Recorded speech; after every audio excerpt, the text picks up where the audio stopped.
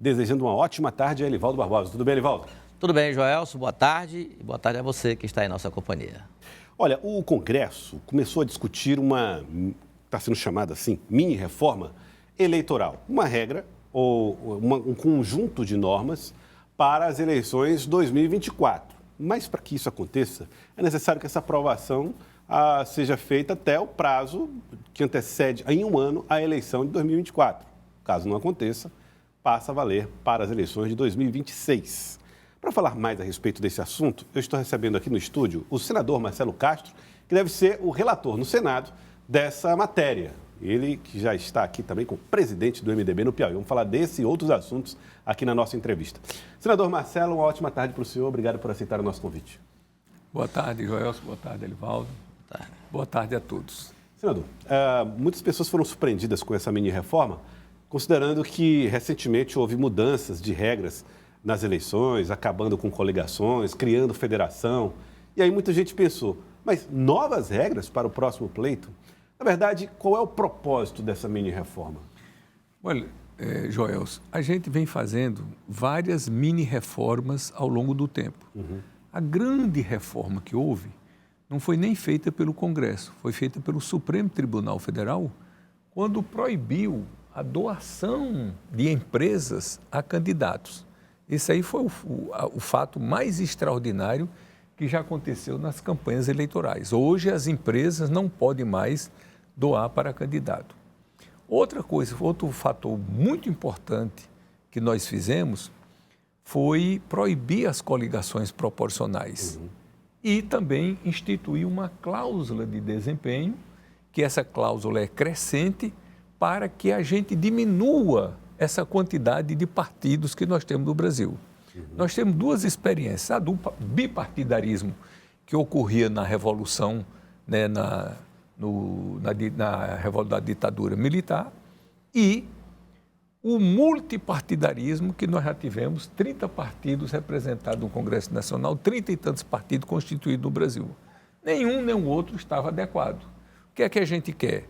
Como na maioria dos partidos, dos países, que a gente tem um número determinado de partidos, mas que no Congresso Nacional não fiquem 20 e tantos, 30 partidos representados no Congresso. Isso não existe em canto nenhum do mundo. Então, todas as legislações que nós temos aprovado no Congresso é no sentido do fortalecimento dos partidos políticos e para diminuir essa quantidade imensa de partidos que tem no país, que nós acreditamos que isso não faz bem à governabilidade nem à democracia. Nesse sentido, a regra da federação contraria essa expectativa, porque ela dá nova vida a partidos pequenos que se organizaram desse modo.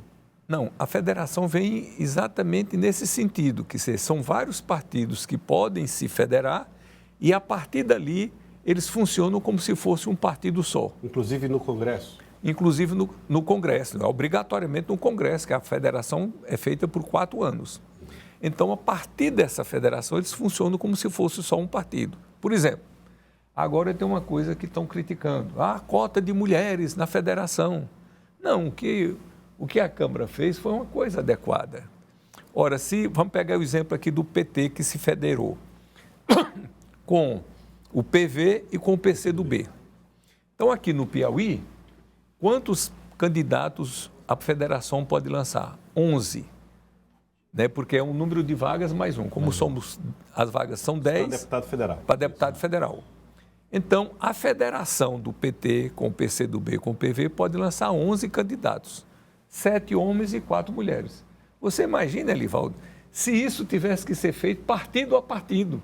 Era uma confusão que não tinha fim. Não, a federação lança 11 candidatos, obrigatoriamente tem que ser 4 mulheres e 7 então, homens. A mini-reforma está disciplinando isso, esse tipo de situação. A mini-reforma está disciplinando isso por quê? Porque havia alguns juízes, a gente vota a legislação achando que o bom senso está dizendo que, como a federação constitui como fosse um partido, que funcionasse assim. Mas um juiz interpreta de um jeito, outro juiz interpreta do outro. Então, nós estamos agora esclarecendo, dizendo não.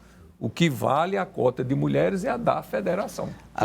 Agora, senador, o senador Rodrigo Pacheco, presidente lá do Senado, sua casa, e do Congresso Nacional, obviamente, quando recebeu essa matéria, essa mini-reforma da Câmara, manifestou de pronto uma preocupação com o tempo e decidiu anexar a mini-reforma a uma outra reforma em que o senhor é o relator lá no Senado Federal, que é a reforma do Código Eleitoral, que está na comissão, se não me engano, de Constituição e Justiça. Haverá tempo de, até o dia 5, 6 de outubro, essa reforma ser votada, sancionada, para valer do ano que vem? Olha, Roda, em primeiro lugar, eu quero dizer que a reforma que foi feita, a mini-reforma que está sendo chamada, que foi feita na Câmara... Aprovada já. Foi aprovada na Câmara, falta aprovar no Senado, é muito boa. Realmente são pontos, Joelso, que vêm só clarificar, esclarecer, dirimir dúvidas, tornar mais transparente e tornar mais simples. Por exemplo, prestação de contas. Um partido que não movimentou recursos, que não recebeu doação, para prestar conta era uma novidade, uma confusão. Tinha que ter um contador, tinha que ter um advogado. Ora, se a pessoa não movimentou dinheiro nenhum, é uma prestação de contas que se deve fazer automaticamente. Então, só vem simplificar o processo.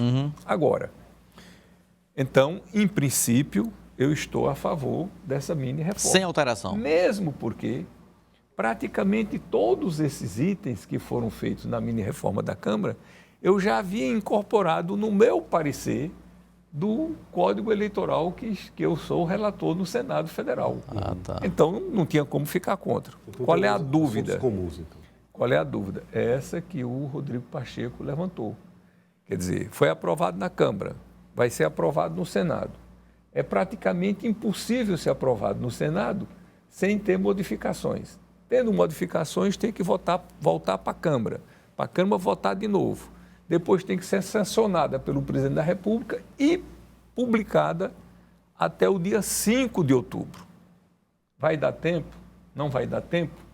Qual foi a postura do presidente Rodrigo Pacheco? Nós vamos dar prioridade ao que é importante, ao conteúdo.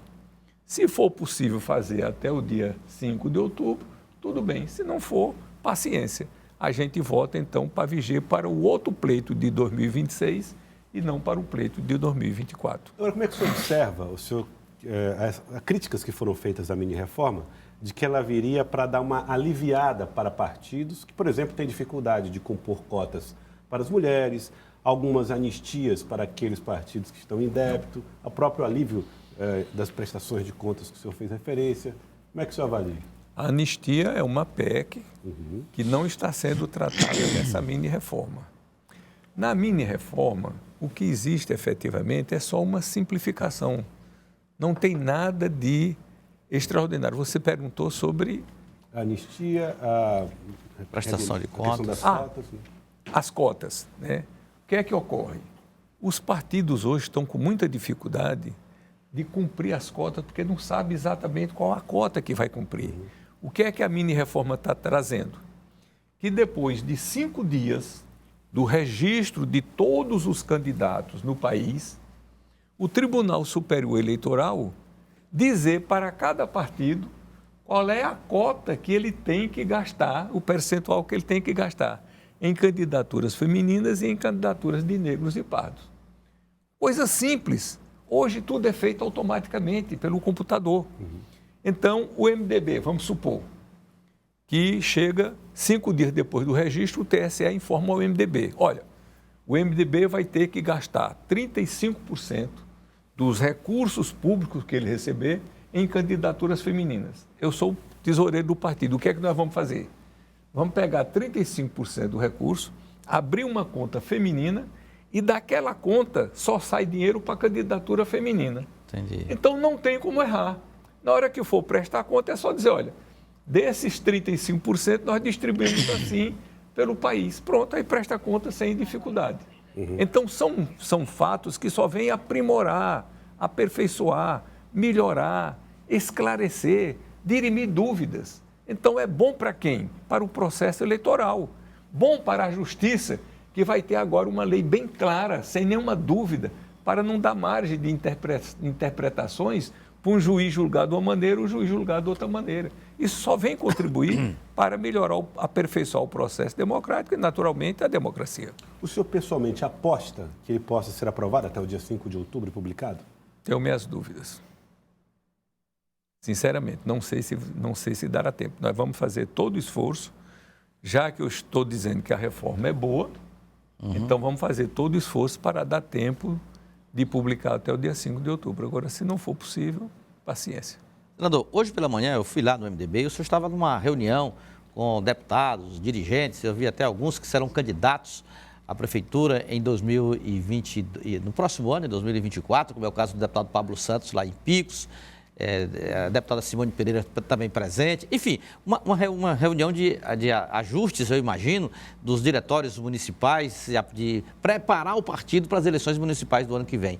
E também o senhor estava acompanhando o vice-prefeito de São Raimundo Nonato, a sua terra natal, onde lá, especificamente, houve eu diria assim, uma divisão da base governista, de uma aliança da base governista. A prefeita de um lado e o vice de outro. Este é o cenário que se desenha para 2024. E eu soube que esse assunto, Joelson, foi inclusive objeto de reunião do governador, do senhor, com o governador Rafael Fonteles, para exatamente ver como é que fica a base aliada, né, em eleições tão complexas. Né? Nós temos inclusive a imagem, né, Elivaldo? Você falou da reunião, do encontro. Temos as imagens aí no MDB. Que mostra o encontro aí do Henrique Pires ali, que também é pré-candidato em Teresina, tem dito, né? Teresina. Pablo Santos, que é candidato em Picos. João Madison, que tem lá uma definição lá no apoio para uma parceria, uma aliança incorrente com o PSD. E Teresina também, o nome do filho dele também, ele tem dito aí, eu tenho visto aí que o João Madison Filho, para ser uma opção de aliança com Fábio Novo, sendo vice. A deputada Simone Pereira também, ela mesma não falou sobre o assunto, mas circula aí nos bastidores que também poderia ser uma alternativa do MDB. Enfim, é uma situação em que o MDB tem aí pela frente um mosaico político para dar conta, para preparar a sigla para as eleições municipais. Sem dúvida, Elivaldo, isso é um trabalho que todos os partidos estão fazendo e um partido forte, né, da expressão política do MDB, da tradição que nós temos no estado do Piauí, nós estamos procurando ter o maior número possível de candidatos e principalmente nas grandes cidades. Então, Teresina está no nosso planejamento, a cidade de Altos, o prefeito já é do MDB, né, nós vamos trabalhar pelo prefeito, pela sua reeleição. Tem Esperantina também, que a prefeita é do MDB. Piracuruca, nós vamos ter a candidatura lá do Marcelo, lá é a prefeita de Piracuruca. Parnaíba, provavelmente, nós teremos o doutor Hélio como candidato a prefeito, dentre várias cidades, né? Como Picos, nós teremos o Pablo, o Eiras, o doutor Ailton, que já foi o candidato da eleição passada. Em São João do Piauí, nós temos o Ednei Amorim, que sempre foi do MDB, fazendo uma excelente administração, vai para a reeleição. Bom Jesus. Nós temos o Nestor Elvas, né, que é prefeito, está fazendo uma excelente administração, vai para a reeleição. E São Raimundo Nonato, agora nós temos o Rogério Castro, né, que é o vice-prefeito e que tem feito um bom trabalho lá. Aliás, era o candidato, digamos assim, da preferência, o candidato natural, né, para ser candidato a prefeito de São Raimundo, mas infelizmente na política tem esses problemas e o Rogério vai ser candidato e o grupo lá do deputado Elisaías vai ter um outro candidato que, aliás, é um sobrinho dele lá em São Raimundo Nonato.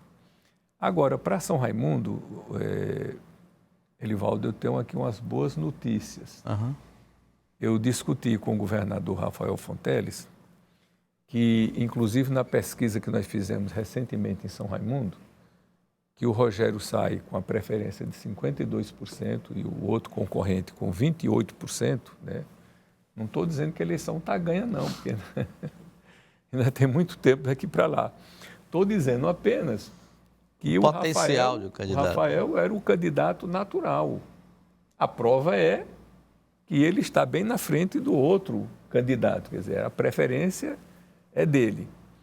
E discuti com o governador que nessa pesquisa, e a gente já sabe disso, é perguntado qual o maior problema de São Raimundo Nonato. Isso desde o dia que eu nasci até hoje, todas as pesquisas que foram feitas em São Raimundo, a resposta é uma só, é o problema de água. São Raimundo é sempre uma cidade que sempre padeceu deste problema. Então tem a barragem Petrônio Portela, que tem uma estação de tratamento, mas o açude nunca sangrou, a água se saliniza. Então, um problema seríssimo. E várias soluções já foram dadas, como a transposição do Rio São Francisco, né? No tempo do governo da Dilma se falou nisso, do governo Bolsonaro se falou também. Mas isso são soluções assim caras, difícil de acontecer. Então eu conversei com o nosso governador Rafael Fonteles, que é uma pessoa muito pragmática, muito inteligente, muito prática nas soluções. Disse, governador, a melhor solução para São Raimundo Nonato é a gente trazer uma adutora do Rio São Francisco, da barragem de Sobradinho. As pessoas não sabem, São Raimundo é uma cidade que fica no limite com a Bahia. Nós somos quase ribeirinho do Rio São Francisco. São apenas 100 quilômetros de distância para São Raimundo Nonato. Então, havia uma possibilidade de um recurso do PAC para fazer a adutora de fartura. Eu já conversei com o ministro, que é do MDB, o Jader Filho, e ele me garantiu o recurso para a gente levar água para a fartura. Nós fizemos uma barragem muito importante no município de Dirceu Arco Verde, a barragem de Pedregulhos. Já levamos água para Dirceu Arco Verde. Eu estou colocando agora, com o apoio do ministro Jader Filho, o recurso para levar água para a fartura. Vamos levar água também para São Lourenço. Então, essas 3 cidades, Dirceu Arco Verde, Fartura e São Lourenço, serão abastecidas com a barragem de Pedregulho, que é uma barragem que tem uma vertente muito boa, sangra quase todo ano, a água não vai salinizar. E para São Raimundo Nonato, nós vamos, inclusive, levar essa proposta para o governo do presidente Lula, através do Rui Costa, que o governador Rafael Fonteles já tem uma conversa de botar no PAC, né? Já tem um diálogo nesse sentido. Nós vamos, então, fazer um projeto para trazer uma adutora para botar água em São Raimundo e, então, nas outras cidades também, como já existe hoje essa conexão. Seria a solução, em definitivo, para nunca mais a gente tratar desses problemas de água em São Raimundo Nonato. Além disso daí, nós estamos nos propondo a fazer pequenas adutoras, que está sendo feita agora uma adutora importante que pega a água na Fontenelle, nós vamos levar para a região que chama região de cima, mais de 1.000 cidades vão ser beneficiadas. Então, vamos procurar ver se a gente resolve o mais rapidamente possível, em definitivo, esse problema de água de São Raimundo Nonato. Agora, falando um pouco sobre política também, o governador falou agora há pouco, na entrevista ao vivo, sobre como é que vai ser a postura dele, governador, em relação ao processo eleitoral nos municípios. Eu queria que o senhor acompanhasse com a gente, Elivaldo também, e a partir daí eu queria formular uma pergunta para o senhor. Vamos ver o que disse o governador. O PT sempre discute muito internamente, em momentos de estratégia eleitoral, se chegou ao consenso, agora é trabalhar, obviamente, com a base aliada. E eu, no momento certo, vou me pronunciar. Governador, como é que você vai participar, então, dessa campanha? Como é que você pretende? Você vai fazer um anúncio? No momento certo, nós vamos participar. Estou focado na administração. Claro que fico contente do PT ter definido a sua pré-candidatura, mas tem que conversar com toda a base aliada. E no momento certo, no calendário eleitoral, eu, como filiado ao Partido dos Trabalhadores, irei dar a minha contribuição nesse debate sobre o futuro de todas as cidades do estado do Piauí. Em relação ao posicionamento do senhor no interior do estado, que nós sabemos que tem 2 lados que inclusive apoiaram o senhor na eleição passada, como é que o senhor vai trabalhar essas questões pontuais? Eu tenho sempre dito que eu sou leal a quem foi leal ao nosso projeto político. Do ponto de vista político-partidário, eu serei leal a todos os que nos apoiaram. Mas no caso de 2 lados que apoiaram o senhor, quais são os critérios que o senhor vai... Serei leal a todos que nos apoiaram. Essa fala, né? Ele fala primeiro sobre Teresina, e essa situação resolvida na capital, e sobre o interior ele fala, serei leal a todos os que nos apoiaram, e se tiver 2 lados, serei leal aos que nos apoiaram. É o caso de São Raimundo Nonato. A prefeita Carmelita Castro é do Partido dos Trabalhadores agora, vai defender um projeto de sucessão, vai apoiar alguém ligado lá ao grupo político que ela representa. E o senhor está trabalhando o nome, né, ao lado, né, do nome do atual vice-prefeito da cidade. Como é que o senhor avalia a posição do governador? Vocês conversaram também a respeito de temas como esse, que deve levar MDB e Partido dos Trabalhadores, em alguns momentos, em várias cidades, a estarem em palanques distintos? Não, sem dúvida. Quando houve o pré-lançamento da candidatura do Rogério, né, do Rogério Castro a prefeita de São Raimundo, foi a primeira pessoa que eu comuniquei. Conversei com o governador, conversei com o ministro Wellington Dias, coloquei a par de toda a situação. E aqui, Joelson, uma coisa que poucas pessoas sabem. A nossa coligação, provável coligação em São Raimundo Nonato, digamos assim, é uma coligação perfeita. Porque o candidato é do MDB, o vice é do PSD, que é outro partido da base do governo. Estamos sendo apoiados pelo PSB de Bola, que é outro partido da base do governo, e o PT de São Raimundo Nonato, o PT, o Partido dos Trabalhadores de São Raimundo Nonato, decidiu por ampla maioria de votos, tanto da executiva quanto do diretório, apoiar o candidato do MDB. Então, o PT de São Raimundo Nonato, histórico, raiz, daqueles que quando o PT... não é? Ninguém se aproximava, que andava com os papéis debaixo do braço defendendo o PT, esses, na sua imensa maioria... Mas não é o partido agora todos, da prefeita, se filiou semana passada, essa posição será mantida? Eu não tenho dúvida, eles soltaram uma nota muito dura lá contra a prefeita, a maneira como a prefeita trata, dá o tratamento ao PT, não estou dizendo que... Eles colocaram essa posição. E em função disso daí, do tratamento que tem recebido da administração municipal, o PT tomou a decisão local, de apoiar o Rogério Castro para prefeito de São Raimundo Nonato. Então, ela deve ter se filiado, né, aqui estadual, porque lá em São Raimundo, o PT de São Raimundo Nonato, o PT histórico, raiz, que tem o controle do diretório, que tem o controle da executiva municipal, todo, quer dizer, na sua grande maioria está composto conosco lá. Agora, presidente, em relação a Teresina, qual o caminho agora com a situação que começa a clarear do MDB? O MDB vai com o PT, o MDB vai com candidatura própria, porque lá várias tendências assim que a gente percebe, até disputas para indicar o vice de Fábio Novo, ou para ser o candidato ter mais de um pretendente. Como é que o senhor pretende, de certa forma, influenciar nesse debate do partido em Teresina? Elivaldo, você sabe que todo partido que tem condições de lançar um candidato próprio a prefeito, sobretudo da capital, ele não vai abrir mão dessa possibilidade. Você só abre mão dessa possibilidade se você achar que a eleição é muito improvável, é muito inviável, então seria melhor compor, né, já no primeiro turno. O que é que eu venho dizendo? Seria muito importante para Teresina e para nosso grupo político, que faz parte da base do governo, Rafael Fonteles, se a gente pudesse ter um candidato único já no primeiro turno. Por quê? Porque nós levaríamos uma mensagem muito consistente para a opinião pública, para o eleitorado. O que é que nós iríamos dizer? Olha, nós somos do grupo do presidente Lula, que está fazendo um excelente governo, que está dando certo. Somos do grupo do Rafael Fonteles, que está fazendo um excelente governo, que está dando certo para o Piauí. O que é que está faltando? Um comando, um gestor da capital, que esteja afinado com esses grupos políticos, porque as coisas fluiriam mais rapidamente, de uma maneira mais adequada. Além disso, teria o apoio de 8 dos 10 deputados federais, teria o apoio de 2 dos 3 senadores, além do apoio do governador, do presidente da República e do ministro Wellington Dias. Então, se nós tivéssemos um candidato só, nós levaríamos essa mensagem.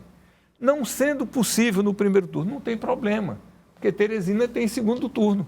Cada partido lançaria o seu candidato e no segundo turno nós apoiaríamos aquele que foi para o segundo turno, como já aconteceu na eleição passada de 2020, que vários partidos da base lançaram um candidato, foi o doutor Pessoa, e os outros que não foram para o segundo turno apoiaram o doutor Pessoa e nós ganhamos a eleição.